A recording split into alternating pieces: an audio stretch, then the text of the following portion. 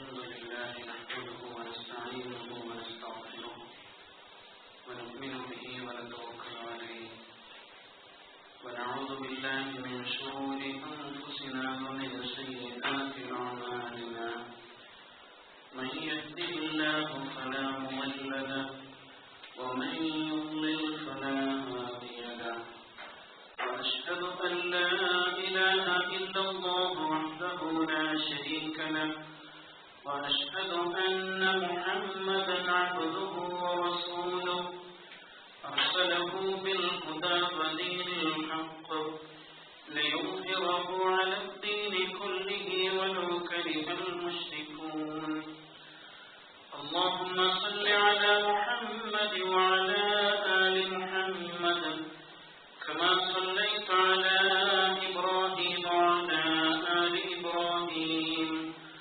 وبارك على محمد وعلى آل محمد كما باركت على إبراهيم وعلى آل إبراهيم في العالمين إنك حميد مجيد أما بعد فإن خير الحديث كلام الله وخير الهدي هدي محمد صلى الله عليه وسلم وشر الأمور محدثاتها وكل محدثة بدعة وكل بدعة ضلالة أيها الإخوان والأخوات أوصيكم وإياي أولا بتقوى الله إن أريد إلا الإصلاح ما استطعت وما توفيقي إلا بالله عليه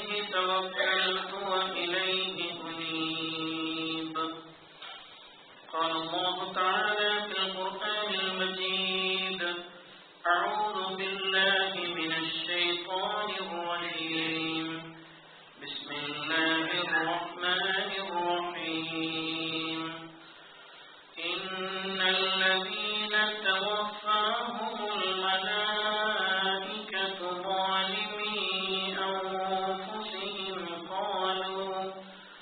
قالوا فيم كنتم قالوا كنا مستضعفين في الأرض قالوا ألم تكن أرض الله واسعة فتهاجروا فيها فأولئك مأواهم جهنم وساءت مصيرا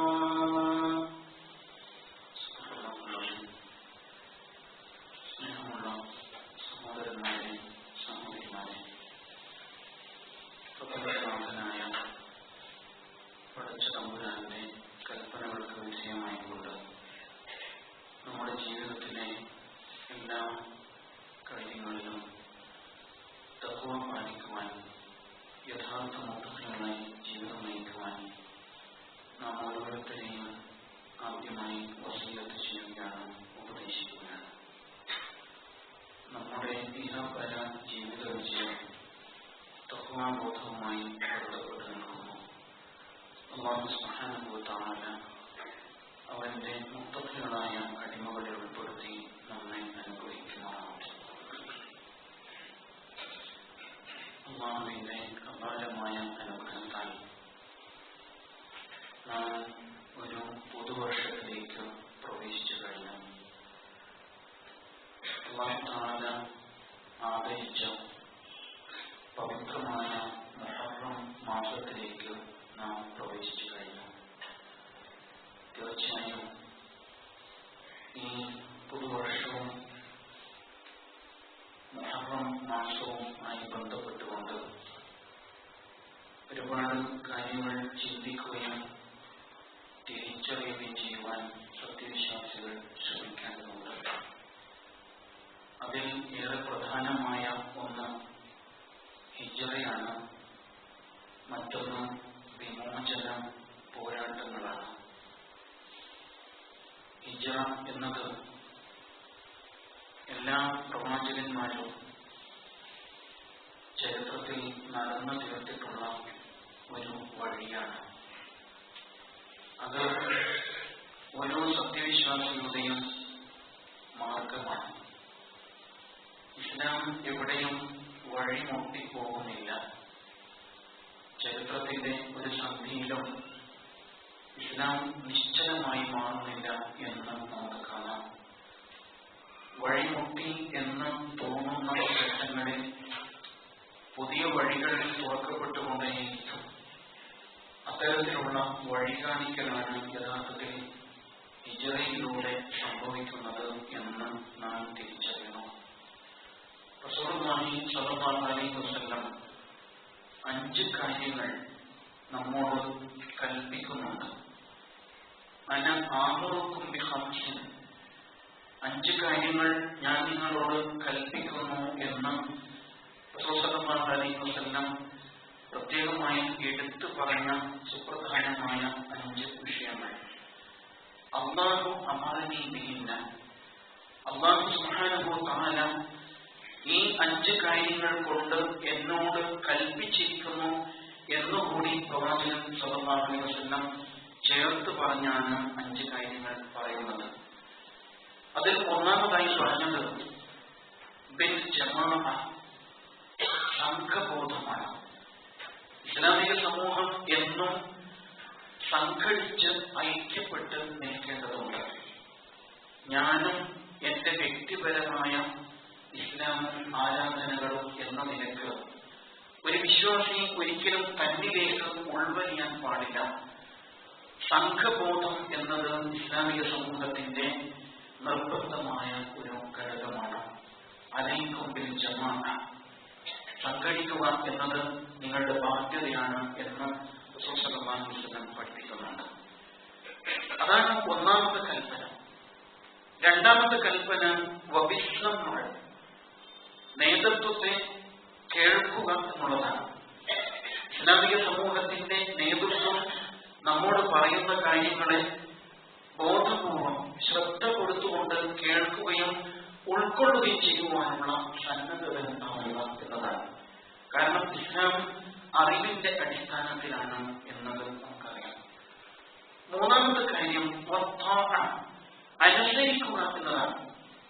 ഒരു നേതൃത്വം ഉണ്ടെങ്കിൽ ആ നേതൃത്വം പറയുന്നത് നമുക്ക് ബോധ്യമാകുന്നുവെങ്കിൽ തീർച്ചയായും ആ നേതൃത്വത്തെ അനുസരിച്ചുകൊണ്ടായിരിക്കണം ഈ സംഘം മുന്നോട്ട് പോകേണ്ടത് എന്നതാണ് മൂന്നാമത്തെ കൽപ്പന. നാലാമത്തെ കൽപ്പന വൽ ഹിജ്റ, ഹിജ്റ കൊണ്ടുള്ള കൽപ്പനയാണ്. അല്ലാഹുവിന്റെ മാർഗത്തിൽ പലായനം ചെയ്യുവാനുള്ള സന്നദ്ധത എപ്പോഴും ഒരു വിശ്വാസി ആർജിച്ചിരിക്കേണ്ടതുണ്ട്. എന്നാൽ നമ്മുടെ ജീവിത സാഹചര്യം പലപ്പോഴും അങ്ങനെയല്ല നമ്മെ ചിന്തിപ്പിക്കുന്നത്. ഒരു മരച്ചുവട്ടിൽ ഒരു തൊട്ടില് കെട്ടി അങ്ങനെ കുഞ്ഞിനെ അതിൽ ആട്ടി ഉറക്കി മെല്ലെ മെല്ലെ ജീവിക്കുവാൻ ആവശ്യമായ വേറെ ഒരുപാട് സംവിധാനങ്ങൾ അവിടെ കൊണ്ടുവന്ന് വെച്ച് പിന്നെ അവിടെ ഭദ്രമായ ഒരു തറ പണിത് അതിന് മുകളിൽ കെട്ടിടം പണിത് അങ്ങനെ ഒരുപാട് സ്വപ്നങ്ങൾ ഭൗതിക ജീവിതവുമായി ബന്ധപ്പെട്ടുകൊണ്ട് സ്വപ്നങ്ങൾ രൂപപ്പെടുത്തുകയും ആ സ്വപ്നങ്ങളിൽ അഭിരമിക്കുകയും അങ്ങനെ അവ താലോലിച്ചുകൊണ്ട് അവിടെ തന്നെ കഴിച്ചുകൂട്ടുകയും ചെയ്യുക എന്നത് മനുഷ്യ സഹജമായ ഒരു പ്രകൃതമാണ്. എന്നാൽ ഒരു വിശ്വാസി അല്ലാഹുവിന്റെ മാർഗത്തിലെ ധർമ്മ പോരാളിയായ ഒരു വിശ്വാസി തന്റെ ജീവിതം എന്നും താൻ ജനിച്ച് ജീവിച്ച് വളർന്ന് വികസിച്ച ഇവിടെ തന്നെ ആകണം എന്ന് തീരുമാനിക്കേണ്ടവനല്ല. മറിച്ച് ഒരു ഹിജ്റ എപ്പോഴും ഒരു വിശ്വാസി തന്റെ മനസ്സിൽ കൊണ്ടു നടക്കുവാൻ പാകപ്പെടേണ്ടതുണ്ട് എന്നതാണ്. അഞ്ചാമതായിട്ട് റസൂൽ സ്വല്ലല്ലാഹു അലൈഹി വസല്ലം ചേർത്ത് പറയുന്നു വൽ ജിഹാദ് ഫീ സബീലില്ലാ, അല്ലാഹുവിന്റെ മാർഗത്തിലെ ധർമ്മസമരം ഞാൻ നിങ്ങളോട് കൽപ്പിക്കുന്നു. ഈ 5 കാര്യങ്ങളും പരസ്പര ബന്ധിതമാണ്. ഒരു വിശ്വാസി സാമൂഹ്യ ബോധമുള്ളവനാവണം, നേതൃത്വത്തെ അനുസരിക്കുന്നവനാവണം, നേതൃത്വം പറയുന്നത് കേൾക്കുന്നവനായിരിക്കണം. അതോടൊപ്പം തന്നെ അല്ലാഹുവിന്റെ മാർഗത്തിൽ ഇറങ്ങിത്തിരിക്കുവാൻ സന്നദ്ധനാവണം, ദൈവമാർഗത്തിലെ സമര പോരാളിയാവണം എന്ന് റസൂൽ സ്വല്ലല്ലാഹു അലൈഹി വസല്ലം അക്കമിട്ട് നമ്മെ കൃത്യമായിട്ട് പഠിപ്പിക്കുകയാണ്. ഇങ്ങനെ പറയുമ്പോഴാണ് റസൂൽ സ്വല്ലല്ലാഹു അലൈഹി വസല്ലമയും സഹാബത്തും നിർവഹിച്ച ഹിജ്റ അവിചാരിതമായിട്ട് സംഭവിച്ചു പോയതല്ല എന്ന് അപ്പോഴാണ് നമുക്ക് ബോധ്യമാവുക. ഓരോ വിശ്വാസിയുടെ ജീവിതത്തിലും തീർച്ചയായും ഒരു ഹിജ്റ ഉണ്ടായിരിക്കേണ്ടതുണ്ട് എന്ന് നാം മനസ്സിലാക്കണം. പൊതുവെ നാം നാടുവിട്ട് അന്യദേശങ്ങളിലേക്ക് യാത്രയാകാറുള്ളത് ഉപജീവനം തേടിയാണ്.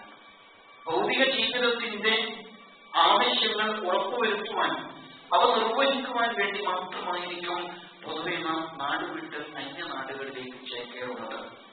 മലയാളികൾ പ്രത്യേകിച്ചും നമുക്കറിയാം, പല നാടുകളിലും കഴിഞ്ഞു പോകുന്നവരാണ്. പക്ഷെ അങ്ങനെ ജന്മനാടും വീടും കുടുംബവും എല്ലാം വിട്ടെറിഞ്ഞ് യാത്രയാകുവാൻ നമ്മെ പ്രേരിപ്പിക്കുന്നത് ജീവിക്കുവാനുള്ള കൊതിയാണ് എന്ന് നമുക്ക് കാണാം. അതിനുവേണ്ടി എന്ത് ത്യാഗവും നാം അനുഷ്ഠിക്കും. തീർച്ചയായും അത് പല ഘട്ടങ്ങളിലും അനിവാര്യമാണ്, അത് ആവശ്യമല്ല എന്നല്ല പറയുന്നത്. എന്നാൽ അതിനും അപ്പുറത്ത് താൻ നെഞ്ചേന്തിയ ആദർശത്തിന്റെ വഴിയിൽ യാത്രയാകുവാനുള്ള സന്നദ്ധത ഒരു സത്യവിശ്വാസി ആർജിക്കേണ്ടതില്ലേ എന്നാണ് നാം ആലോചിക്കേണ്ടത്. ഇസ്ലാമിക ചരിത്രത്തിൽ എല്ലാ പ്രവാചകന്മാരും മുഹാജിറുകളായിരുന്നു എന്നാണ് മനസ്സിലാക്കാൻ കഴിയുക. മഹാനായ ഇബ്രാഹിം അലൈഹിസ്സലാത്തു വസ്സലാം നാം കഴിഞ്ഞ മാസം ധാരാളമായി അനുസ്മരിച്ച ഒരു പ്രവാചകനാണ്. ആ പ്രവാചക ജീവിതത്തിലെ സുപ്രധാനമായ ഒരു വഴിത്തിരിവായിട്ട് ഹിജ്റയെ നമുക്ക് കാണാൻ കഴിയുന്നുണ്ട്. നാടും വീടും എല്ലാം അക്ഷരാർത്ഥത്തിൽ വെടിഞ്ഞുകൊണ്ട് തന്നെ അല്ലാഹുവിന്റെ മാർഗത്തിൽ ആ പ്രവാചകൻ ഇറങ്ങിത്തിരിക്കുന്നുണ്ട്. ഇന്നീ മുഹാജിറുൻ ഇലാ റബ്ബി, ഞാൻ എന്റെ റബ്ബിലേക്ക് ഇറങ്ങിത്തിരിച്ചവനാണ്, മുഹാജിറാണ് എന്ന് പ്രഖ്യാപിച്ചുകൊണ്ട് തന്നെ ഇബ്രാഹിം അലൈഹിസ്സലാം ഇറങ്ങിത്തിരിക്കുന്നു. കൂടെ പ്രിയതമയും കൈക്കുഞ്ഞും മാത്രമാണ് ഒരു ഘട്ടത്തിൽ ഉണ്ടായിരുന്നത്. എന്നിട്ട് തികച്ചും മരുപ്പറമ്പായ മക്കയെ ലക്ഷ്യമാക്കിയിട്ട് യാത്ര തിരിക്കുകയും അവിടെ പിന്നീട് ഒരു ഇസ്ലാമിക നാഗരികതയായിട്ട് വികസിപ്പിച്ചു കൊണ്ടുവരികയും ചെയ്യുന്നത് ചരിത്രത്തിൽ നാം കാണുന്നുണ്ട്. അതാണ് ഹിജ്റയുടെ ലക്ഷ്യം എന്ന് പറയുന്നത്. ഹിജ്റയിലൂടെ ഇസ്ലാമികമായ പുതിയ നവജാഗരണ സംരംഭങ്ങൾ രൂപപ്പെടുത്തുകയാണ് പ്രവാചകന്മാർ ചെയ്തത് എന്ന് നമുക്ക് കാണാൻ കഴിയുന്നു.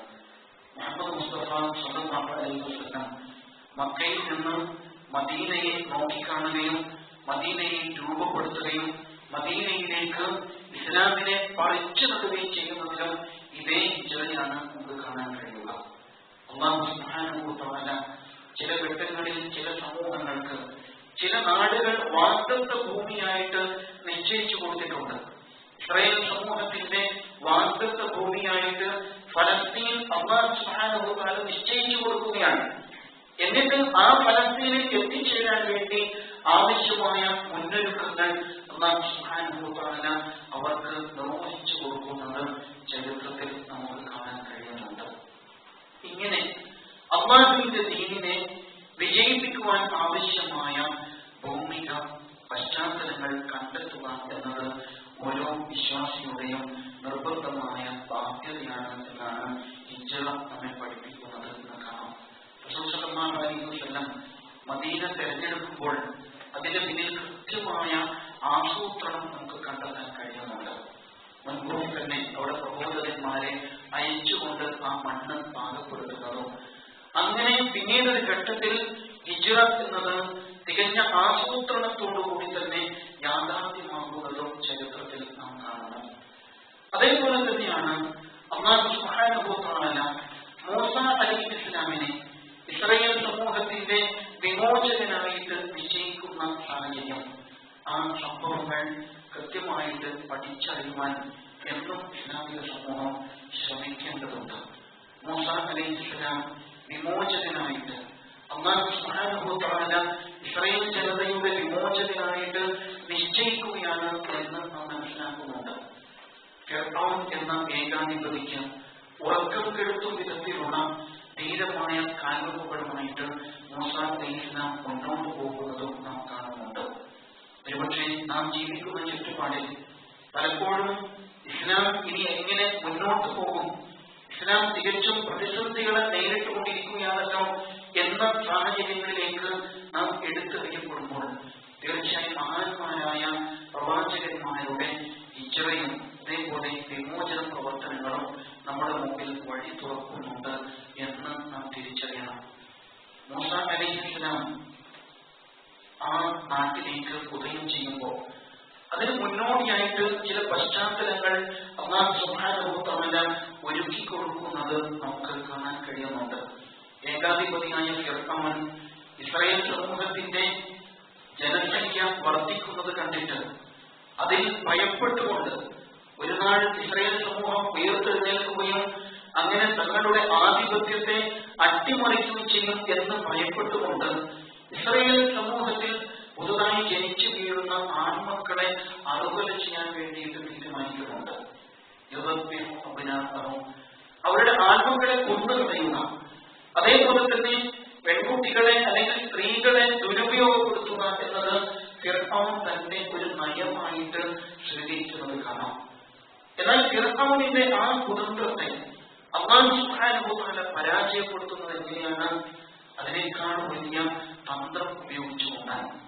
ഫിർഔൻ ഭയപ്പെടുന്ന ആ പോരാളി, ആ വിമോചകൻ ഫിർഔനിന്റെ മടിത്തട്ടിൽ തന്നെ വളരുന്നതായിട്ടാണ് ചരിത്രത്തിൽ നമുക്ക് കാണാൻ കഴിയുന്നത്. അല്ലാഹുവിന്റെ മഹത്തായ സുന്നത്താണത് എന്ന് നാം തിരിച്ചറിയേണ്ടതുണ്ട്. ഫിർഔൻ ഇന്ന ഫിർഔന അലാ ഫിൽ അർദ്, ഭൂമിയിൽ അഹങ്കരിച്ചു നടന്നു.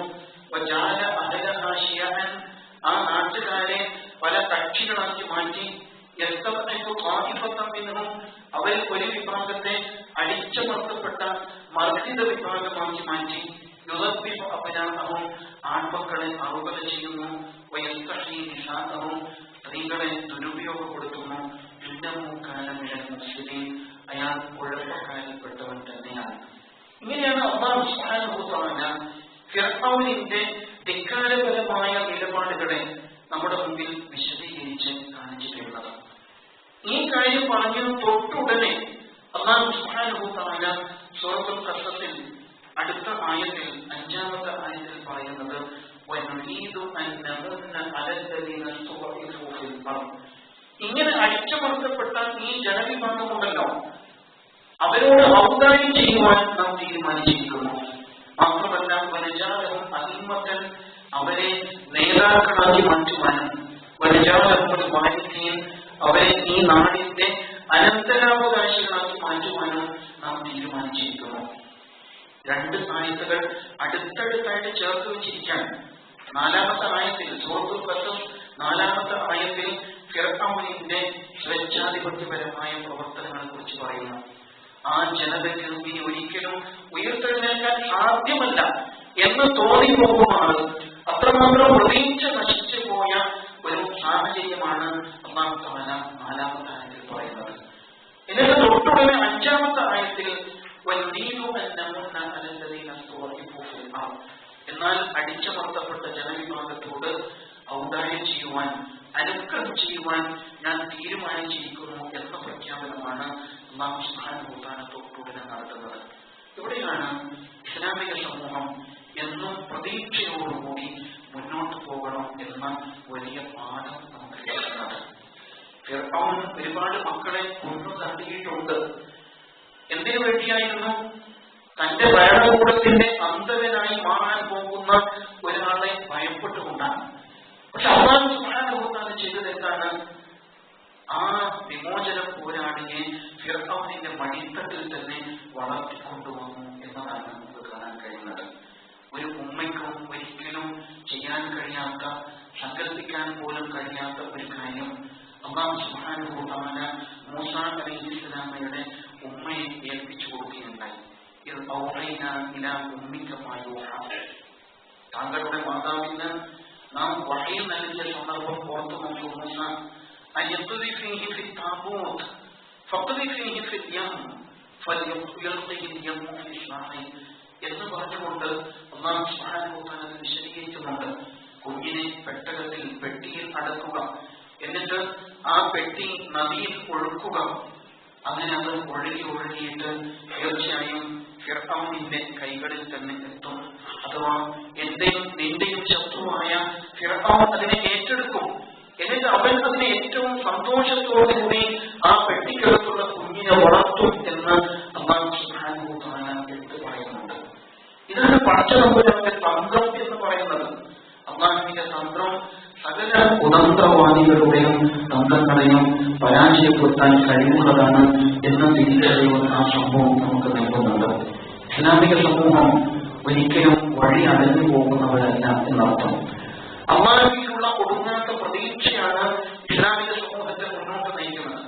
അതിനെ അടിസ്ഥാനമായി വർദ്ധിക്കേണ്ടത് അല്ലാഹുവിലുള്ള അടിയുറച്ച വിശ്വാസവും തവക്കുലും തന്നെയാണ്. കേവലം ഭൗതികമായ കണക്കുകൂട്ടലുകളാണെങ്കിൽ പരാജയപ്പെടുന്നതായിരിക്കും എന്റെ ഫലം.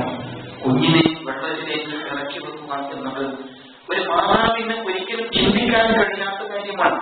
അതേസമയം അല്ലാഹു സുബ്ഹാനഹു വ തആല കൽപ്പിച്ചപ്പോൾ അതിന്റെ വരും പരാജയങ്ങളെ കുറിച്ച് ചിന്തിക്കാതെ ആ മാതാവ് അതിന് സന്നദ്ധമാകുന്നു എന്നത് ചരിത്രത്തിലെ വേറിട്ട ഒരു സംഭവമായിട്ട് തന്നെ നമുക്ക് കാണാൻ കഴിയണം. ഈ കാഴ്ചപ്പാടിൽ ഇസ്ലാമിക സമൂഹം അല്ലാഹുവിനെ മുൻനിർത്തിയുള്ള ആസൂത്രണങ്ങളിൽ ഏർപ്പെട്ടാൽ അല്ലാഹുവിന്റെ ഭാഗത്ത് നിന്ന് മഹത്തായ വിജയമുണ്ടാകും എന്നാണ് നാം തിരിച്ചറിയേണ്ടത്. മുഹറം 10 എന്ന ദിനത്തിലാണ് രണ്ട് സംഭവങ്ങൾ നടക്കുന്നത്.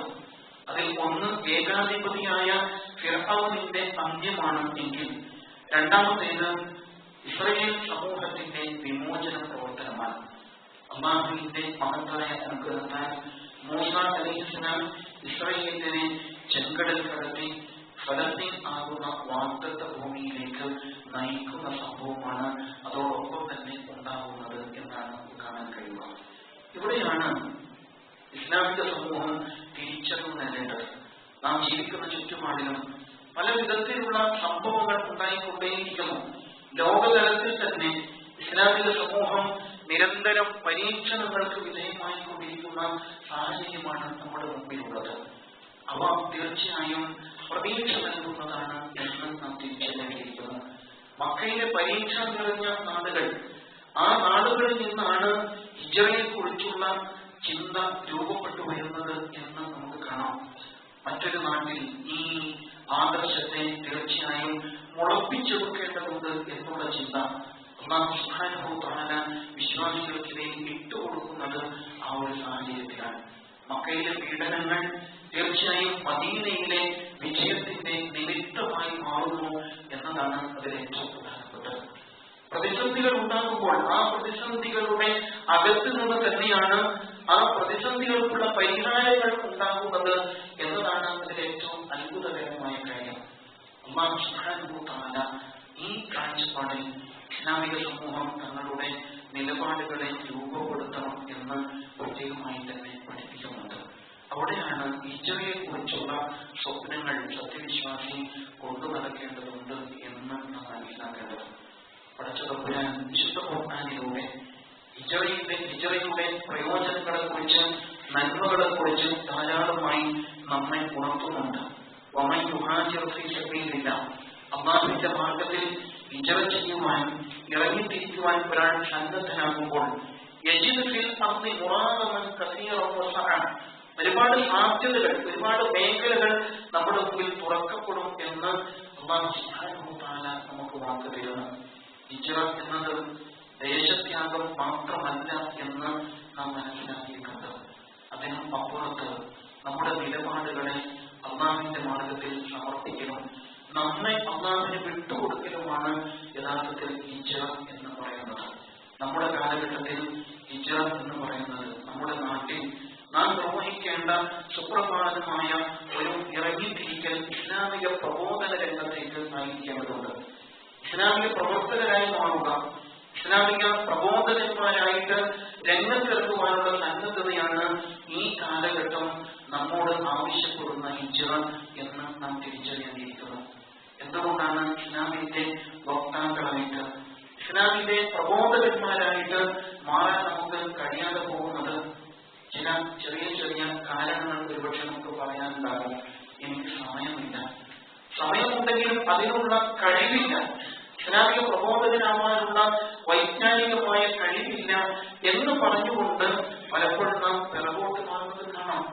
അവിടെയാണ് ഈ വചനം, ഖുർആനിലെ സൂറത്തുൽ നിസാഇലെ ഈ ആയത്ത് നമുക്ക് പ്രചോദനമാകേണ്ടത്. അല്ലാഹുവിന്റെ മാർഗത്തിൽ ഒരാൾ ഇറങ്ങിത്തിരിച്ചാൽ യജിദ് ഫിൽ അർദി മുറാഗമൻ കസീറൻ വസഅൻ, അല്ലാഹു സുബ്ഹാനഹു വ തആല അയാൾക്ക് ധാരാളം മാർഗങ്ങൾ തുറന്നു തന്നുകൊണ്ടേയിരിക്കും. ഒരു സത്യവിശ്വാസി ഇസ്ലാമിക പ്രബോധകനായിട്ട് രംഗത്ത് വരുമ്പോൾ അല്ലാഹു തആല അയാൾക്ക് അതിനാവശ്യമായ കഴിവുകൾ നൽകിക്കൊണ്ടേയിരിക്കും. വൈജ്ഞാനികമായ കഴിവുകൾ ലഭിക്കും. അല്ലാഹുവിന്റെ ദീനിനെ ഒരാളെ ബോധ്യപ്പെടുത്താൻ ആവശ്യമായ അറിവ് അല്ലാഹു തആല അയാൾക്ക് നൽകുക തന്നെ ചെയ്യും എന്ന് നാം തിരിച്ചറിയേണ്ടതുണ്ട്. അങ്ങനെയാണല്ലോ ഭൗതിക ജീവിതത്തിന്റെ ഒരുപാട് മേഖലകളിലേക്ക് നാം ഇറങ്ങി തിരിച്ചത്. നമുക്കറിയാവുന്ന തൊഴിലുകൾ പരിശീലിക്കുകയും അങ്ങനെ പരിശീലിച്ച് ആ മാർഗത്തിൽ ഇറങ്ങിത്തിരിക്കുകയും ചെയ്യുമ്പോൾ ഒരുപാട് ഉപജീവന സാധ്യതകൾ നമ്മുടെ മുമ്പിൽ തുറക്കപ്പെടുന്നു. ഇതേപോലെ അല്ലാഹുവിന്റെ മാർഗത്തിൽ ഒരാൾ ഇറങ്ങിത്തിരിക്കാൻ സന്നദ്ധനായാൽ തീർച്ചയായും പടച്ച തമ്പുരാൻ അയാൾക്ക് വ്യത്യസ്തമായ മാർഗങ്ങൾ തുറന്നു കാണിക്കുക തന്നെ ചെയ്യും എന്നാണ് നാം മനസ്സിലാക്കേണ്ടത്. അല്ലാഹു സുബ്ഹാനഹു വ തആല ഒരാൾ മരണപ്പെടാൻ പോകുന്ന വേളയിൽ മലക്കുകൾ അയാളോട് ചോദിക്കുന്ന ഒരു ചോദ്യം നമ്മുടെ മുമ്പിലേക്ക് ഇട്ടു തരുന്നുണ്ട്. സൂറത്തുൽ നിസാ 97-ാമത്തെ വചനം. ഇന്നല്ലദീന തവഫാഹുൽ മലായിക, മലക്കുകൾ ഒരാളുടെ റൂഹിനെ പിടിക്കാൻ പോകുന്ന സന്ദർഭമാണ്. അയാൾ മാലിന്യ അൻഫുസിഹിം, സ്വന്തത്തോട് അതിക്രമം പ്രവർത്തിച്ച അവസ്ഥയിൽ ജീവിച്ച ഒരു മനുഷ്യന്റെ റൂഹിനെ മലക്കുകൾ പിടിക്കാൻ പോകുന്ന സന്ദർഭം. ആലും ആ വേളയിൽ മലക്കുകൾ അവരോട് ചോദിക്കുന്നു, ഫീമ കുന്തും, നിങ്ങൾ എവിടെയായിരുന്നു? അഥവാ നിങ്ങൾ ഏതൊരു സാഹചര്യത്തിലാണ് ജീവിച്ചു പോയത്? നിങ്ങളുടെ ജീവിത നിലപാട് എന്തായിരുന്നു? അല്ലാഹു ആയിരുന്നോ? അല്ലാഹുവിന്റെ മാർഗത്തിലെ പ്രവർത്തനമായിരുന്നോ? അതല്ല കേവല ഭൗതികമായ ലക്ഷ്യങ്ങളായിരുന്നോ നിങ്ങൾ നയിച്ചിരുന്നത് എന്ന് ഈ മലക്കുകൾ ഇവരോട് ചോദിക്കുന്നുണ്ട്. ആ സമയത്ത് മനുഷ്യരുടെ മറുപടി, കുന്ന മുസ്തദഅഫീന ഫിൽ അർദ്, ഞങ്ങൾ ഭൂമിയിൽ അടിച്ചമർത്തപ്പെട്ടവരായിരുന്നു എന്ന് പറഞ്ഞാൽ ജീവിതത്തിൽ ഞങ്ങൾക്ക് കൃത്യമായ ഒരു നിലപാടുണ്ടായിരുന്നില്ല. ഞങ്ങൾ ഞങ്ങളുടെ ആദർശത്തെയൊക്കെ മാറ്റിവെച്ചുകൊണ്ട് ഞങ്ങൾക്ക് തോന്നുന്ന രൂപത്തിൽ മുന്നോട്ട് നീങ്ങുവാനാണ് പലപ്പോഴും ശ്രമിച്ചിട്ടുള്ളത്. ആദർശ മാർഗത്തിൽ സമർപ്പിതരാകുന്നതിന് പകരം ഏതൊക്കെയോ ആളുകൾക്ക് മുമ്പിൽ, ഭരണകൂടങ്ങൾക്ക് മുമ്പിൽ, അക്രമകാരികൾക്ക് മുമ്പിൽ സ്വയം അടിയറവെക്കുന്ന അവസ്ഥയിലാണ് ഞങ്ങൾ ജീവിച്ചു പോയത്. അപ്പോഴാണ് അല്ലാഹുവിന്റെ ചോദ്യം, അലം തകുൻ അർദുല്ലാഹി വാസിഅ, അല്ലാഹുവിന്റെ ഭൂമി വിശാലമായിരുന്നില്ലേ? ഫതുഹാജിറു ഫിഹാ, നിങ്ങൾക്ക് ഹിജ്റ ചെയ്യാൻ പോകുന്നില്ലേ എന്നൊരു ചോദ്യം അല്ലാഹുവിന്റെ ഭാഗത്ത് നിന്ന് ഉണ്ടാകുന്നു. ഈ ചോദ്യം ദേശത്യാഗത്തെ കുറിച്ച് മാത്രമല്ല, മറിച്ച് നമ്മുടെ ജീവിത നിലപാട് എന്തായിരുന്നു എന്നത് അല്ലാഹുവിന്റെ ഗുരുതരമായിട്ട് ചോദ്യം ചെയ്യപ്പെടുന്നതായിരിക്കും. ജഹന്നം, അങ്ങനെ അല്ലാഹുവിന്റെ മാർഗത്തിൽ സമർപ്പിതരാകാൻ സന്നദ്ധമാകാതെ ജീവിതം കഴിഞ്ഞു പോകുമ്പോൾ അവർ നരകത്തിന്റെ വിറകായി മാറുമെന്ന് അല്ലാഹു തആല താക്കീത് ചെയ്യുകയാണ്. അതുകൊണ്ട് തന്നെ വിമോചന പ്രവർത്തനങ്ങളെ കുറിച്ചുള്ള ഇത്തരം ചരിത്രങ്ങൾ, പ്രവാചകന്മാരുടെ ചരിത്രങ്ങൾ നാം പഠിക്കുമ്പോൾ നമ്മുടെ കാലഘട്ടത്തിൽ നാം ദീനിന്റെ മാർഗത്തിൽ എങ്ങനെയാണ് പ്രവർത്തിക്കേണ്ടത്, ഏത് വിമോചന പ്രവർത്തനത്തിലാണ് ഏർപ്പെടേണ്ടത് എന്നതിനെ കുറിച്ചുള്ള തിരിച്ചറിവ് നാം നേടേണ്ടിയിരിക്കുന്നു. അല്ലാഹു സുബ്ഹാനഹു വ തആല ദീനിനെ യഥാവിധി ഉൾക്കൊള്ളുവാനും ഈ കാലഘട്ടത്തിൽ ദീനിന്റെ വക്താക്കളായി ദീനിനെ സമർപ്പിക്കുവാനും നമുക്ക് തൗഫീഖ് നൽകുമാറാകട്ടെ.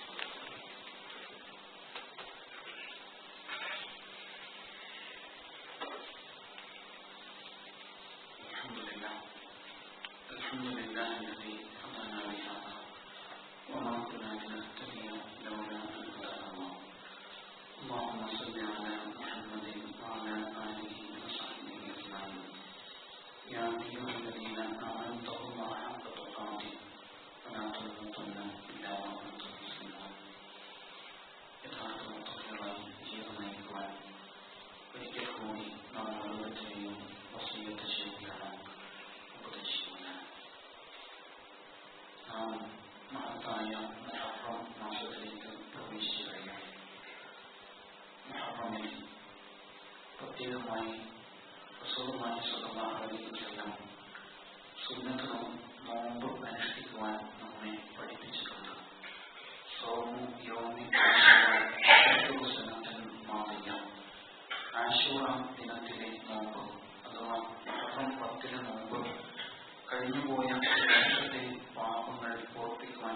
ഉത്തരവാദിത്തമാണ് എന്ന് റസൂൽ സല്ലല്ലാഹു അലൈഹി വസല്ലം നമുക്ക് വാക്ക് തന്നിരിക്കുന്നു.